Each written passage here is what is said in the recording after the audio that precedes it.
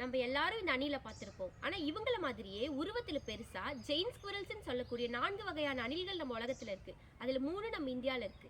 Indian Jain squirrel Malabar மலை அணில், மலையான் Jain squirrel மலையான் அணில், Crisil Jain squirrel சாம்பல் நிற அணில்.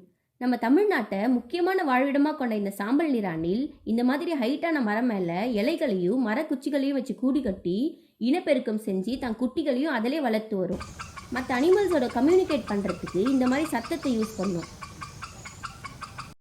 தன்னை வேட்டையாட வரவங்க இல்லை வேற யாராச்சும் பார்த்து இந்த அணில்கள் பயந்துருச்சுன்னா இந்த மாதிரி உடம்பு அசைக்காம ரொம்ப நேரம் ஃப்ரீஸ் ஆகி ஒரே இடத்துல படுத்துக்கும். தன்னோட உடம்பும் கிளையோட கலரும் ஒரே மாதிரி இருக்கிறதுனால தன்னை ஈஸியாக கேமஃப்ளஜ் அதாவது உருமறைப்பு செஞ்சுக்கும். இந்த அணில்கள் பழங்களை ரொம்ப விரும்பி சாப்பிடுவாங்க. அது மூலயமா விதைகள் பரவி காடுகள் இயற்கையாகவே வளர்றதுக்கு முக்கிய பங்காக இருக்காங்க. காடுகள் ரொம்ப அழிக்கப்பட்டதுனால இதோட எண்ணம் ரொம்ப கம்மியாயிட்டு வந்துச்சு.